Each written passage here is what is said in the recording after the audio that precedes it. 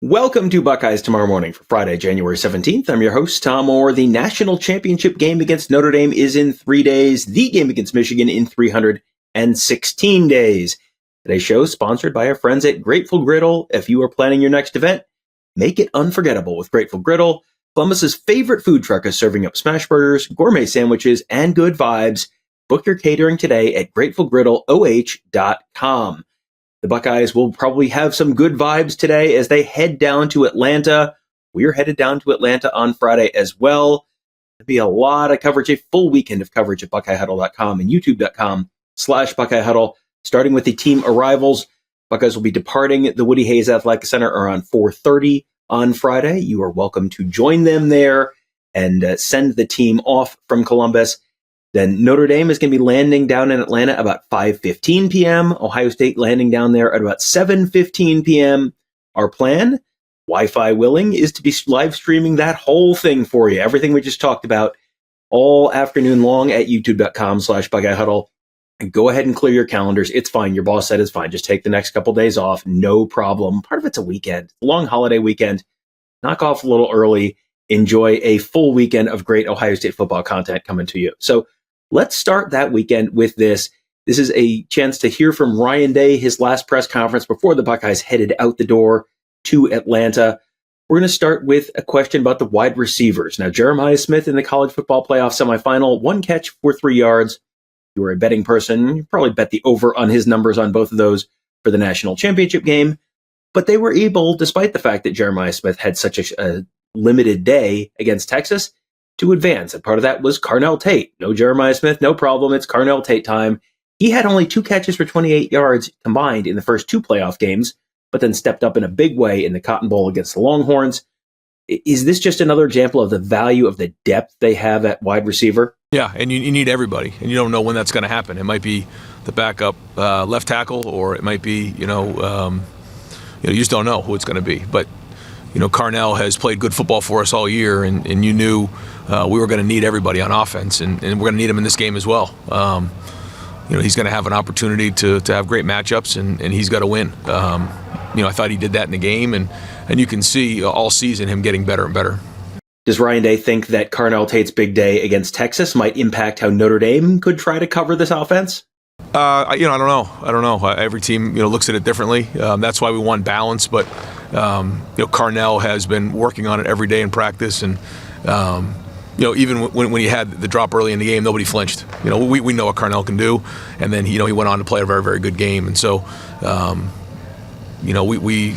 we're in a rhythm now. We played in a bunch of big games, so I feel like it's a matter of us being at our best and maximizing our talents right now. I don't think at this point it's about, the fact that big games, we played a bunch of big games before, we played in a lot of games. Now we got to go play our best game, and that's got to be the focus. It feels like half of the things that we've said about Notre Dame this week have involved the phrase, well, you have to remember that so-and-so is hurt. Boy, Riley Mills out for the season. The offensive line, they just lost their left tackle, Anthony Knapp, for the season. Right guard, Rocco Spindler, banged up. They're missing all sorts of guys. They're missing one of their top corners, Benjamin Morrison.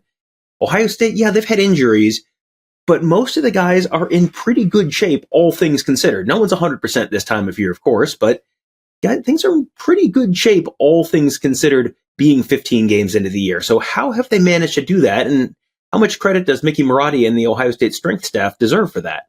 Yeah, can't say enough. In the offseason, we talked a lot about this, but we knew this was going to be a long haul all the way to where we are right now, and we needed to be fresh this time of year, even though when you start way back in February and in January, well, around this time last year really is where we were about a year ago. When you look all the way ahead, you say to yourself, okay, where do we need to be? How do we need to go? And it's one thing to put a plan together. That has to be on point, but it's another thing to execute it. So to your point, we'll continue that preparation this week and make sure we're fresh to go in the game. But yeah, Mick to me is the best there is in the business, and his staff is equally as good. Not only they bring energy and passion every day, in the Woody, but also just the understanding of sports science. I think his staff does a great job of the old-fashioned work ethic and discipline and leadership and accountability and resilience mixed in with the sports science of every day taking a look at the workloads and even going into this for the first time ever in the playoffs. What was the workload? How did we adjust things, which we did, and how we practiced a little bit. Today's a big day for us. Head coaches love to have different messages that they bring throughout the season. One of the things that Ohio State and Ryan Day has had this season is building the foundation brick by brick. Every day they lay another cinder block on a little building outside the Woody Hayes Athletic Center, and they're just sort of the message. It just takes one practice at a time. Just get a little bit better every day. Build that foundation. You can't do it all in one day, but over time it really adds up. So has that message now resonated now that they're all the way through the season and really stood up through the test of that long year? Yeah, I mean, there's going to be over 100 bricks when it's all said and done in that foundation. And when you get to this point and you look at that, it makes you realize where you are right now, and that you were able to withstand some storms along the way. Which, in the first day of preseason camp, that's exactly what we talked about. And but now we got to go finish it. We got to finish it. It's one thing to build the foundation up to this point. Now you got to go finish it off. And this is the first time we get a chance to finish it this week. And there's a big part of that as well. It's one thing to build the foundation. It's another thing to go finish the job. And that's what we got to get done this week. One of the things that has really helped shape this Ohio State football season is the presence of transfer quarterback Will Howard. He, of course, started his career at Kansas State and has been a major, major positive impact on this year's Ohio State team, both on and off the field. So what's the biggest thing that has stood out to Ryan Day about Will Howard this season? Leadership. Certainly performance has been excellent, but it's leadership to me. It's putting a team on your shoulders. We're going against a quarterback who's an excellent leader as well, so it'll be a battle. But I've just, the way that Will can, take the team on his shoulders and, not only lead the way, but also pump guys up. He's got a good positive mindset. And so we need a good week of work here in preparation for this game so he can be at his best as well. This time last year down at the Cotton Bowl, Ryan Day potentially giving up play calling was one of the big storylines of the week. Eli Drinkwitz, the Missouri head coach, sat in a press conference just a few feet from Day and talked about how great it was that he had given up play calling and how beneficial that was for him and his team. So Day ended up giving up play calling, brought in Chip Kelly, and the point was just sort of for Day to be able to spend more time around the rest of the team, around the players, around the different parts of the team. So does he feel like he's maybe been seeing the benefits of that during the playoff? And in this answer, you're going to hear him talk about being a little more involved with the offense during the playoff, which is something that Ross Fulton has talked about on some of these shows before. Yeah, I hope so. But during the playoffs, I can tell you, just full disclosure, I've been very much involved with it all and just making sure that the football's right, because when you get into these playoffs, the football has to be right. But yeah, to your point, I think it was definitely the right thing to do. We'll have a chance to reflect on everything, in a couple weeks here. But, we got nose to the grindstone right now, and all focus is on putting this great game plan together, practicing, getting on the field, walkthroughs, meetings. I mean, that's what we have to do as a staff. And, our leaders got to lead, but we got to be at our best. So, we'll look back on all that now, in a couple weeks from now. But right now, we'll focus on this practice and making sure we do a great job today of installing what we need to get done. As I've told you before, these are the days I get the most worked up to make sure we have the right stuff for our guys to give them a chance to go play fast and aggressive. This time last month, Ohio State was going into its first college football playoff game against the Tennessee Volunteers at home. And we were talking about the absolutely insane idea that Ohio State was going to be rotating 3 guards through 2 guard spots in going into the college football playoff. It sounded nuts. It really is something that you don't ever see teams do. Did Ryan Day really honestly, did he have some concerns about that going into the Tennessee game? And then how has that done compared to what his expectations with that 3-guard lineup has looked like? Well, it's been a group that's had a lot of different combinations all year. And I think it's become a very resilient group. And, again, they have to be at their best this week. They got to finish the job. And a big part of this game is going to be up front on both sides of the ball. We know that. They're very, very good up front on both sides of the ball, physical the way they play. So, those guys need to have a good week of practice. But to your point, resilience is probably the word that I use the most there. Just overcoming, difficult situations throughout the year. Some really good moments, some tough moments. But that's football. And, I think Justin and that whole group has stuck together, and because of that, they've become stronger in the back end, and now it's got to pay off in this game, and that's what we got to lean towards. And, in this game is the fact that they've been through some great moments together and been through some other difficult times that they've learned from and grown from. So I think they should be going into this game with the utmost confidence. Kind of an interesting question here. a lot of Ohio State's national championships in the past have come in years when they weren't expected to win at all. They won in 1968 with a bunch of sophomores at a time when true freshmen weren't even able to play. So guys in their first opportunity to get on the field, well, they stepped up and they won the national championship. Next year, 1969, when they were huge favorites, nope, did not win the national championship. They were huge favorites in 1998 when they were bringing everyone back, did not win the national championships. But in 2002, as a huge underdog, scraping by teams like Cincinnati and Illinois and Purdue, then they shocked Miami in the Fiesta Bowl to win the national championships as a huge underdog. 2003, they brought most of that core back and then didn't win it that year. But then in 2014, with a bunch of young guys, national champions.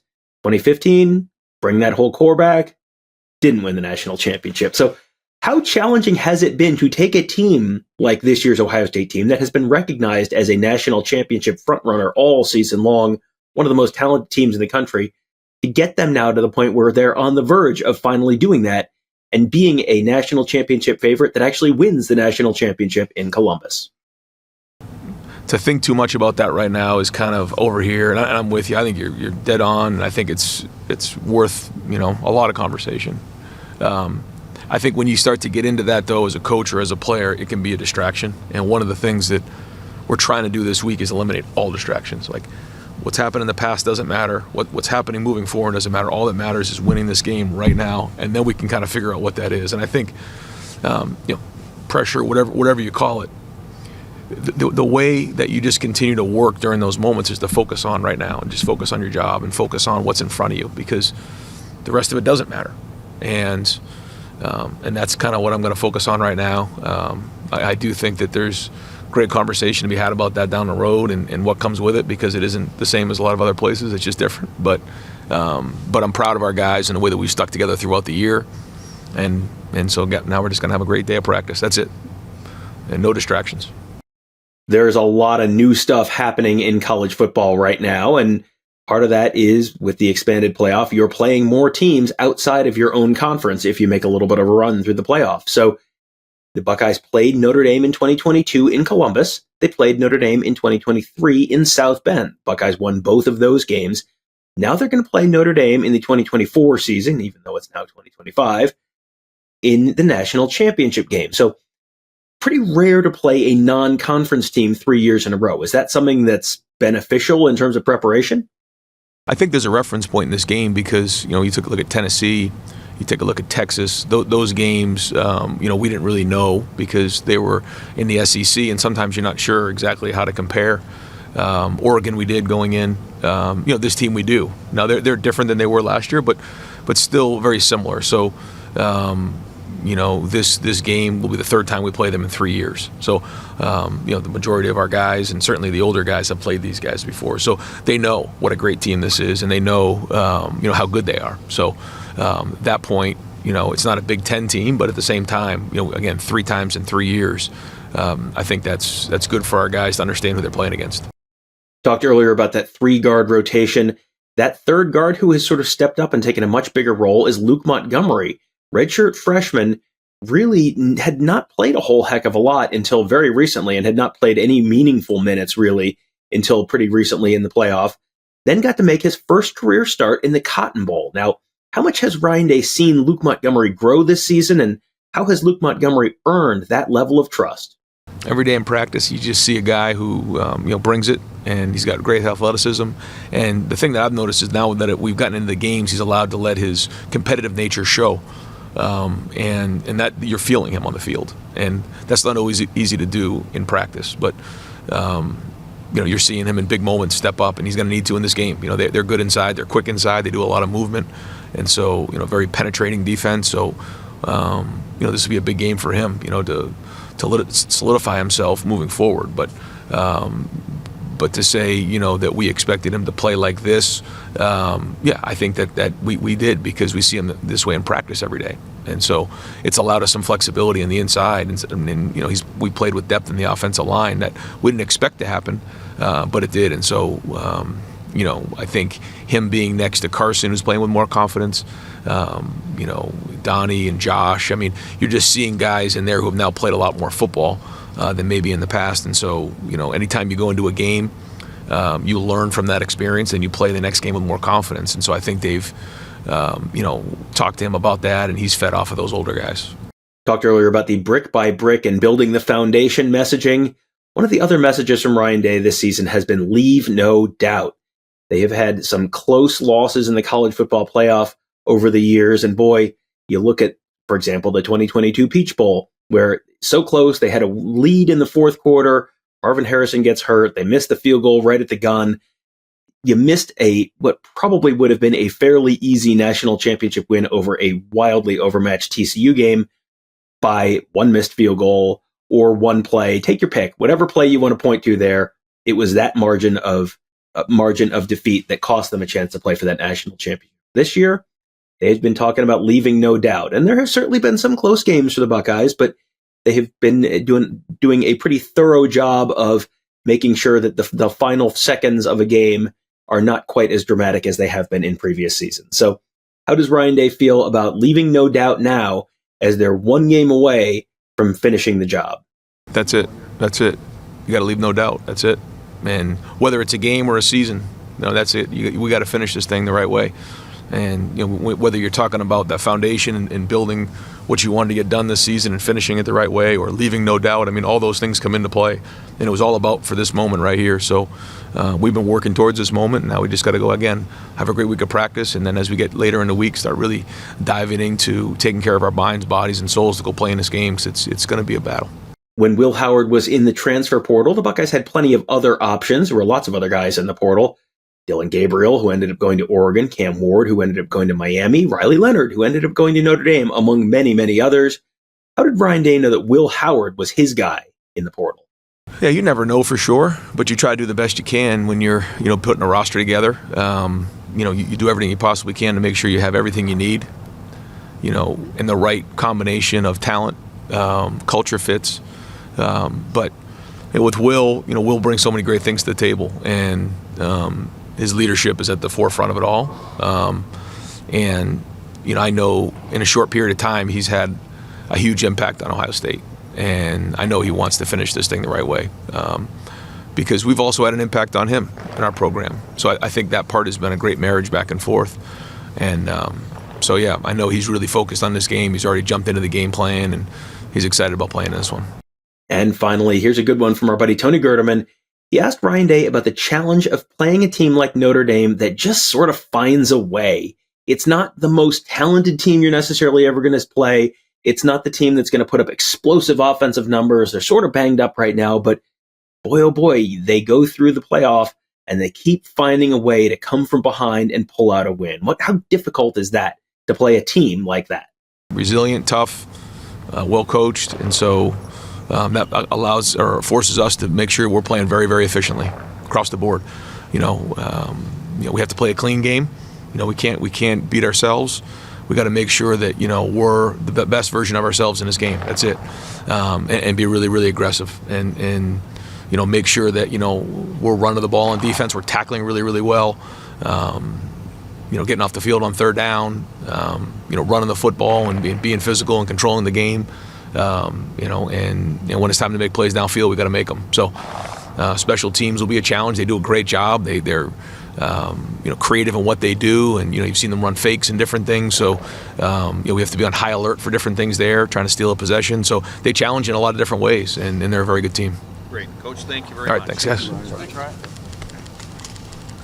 We are going to be headed down to Atlanta on Friday. Our whole team at BuckeyeHuddle.com headed down there. We're going to have plenty of coverage for you this evening of the team's arrivals, and then all weekend long, lots of coverage for you. We have Media Day on Saturday morning. We're supposed to go get to watch both teams practice on Saturday afternoon.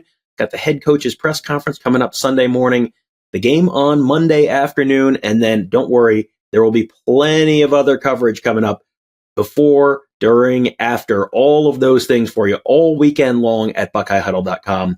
We are going to have a busy, busy weekend.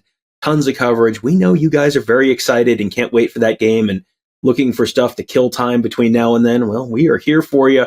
Have hours and hours and hours of coverage planned for you all weekend long, and then a very, very long day on Monday as well.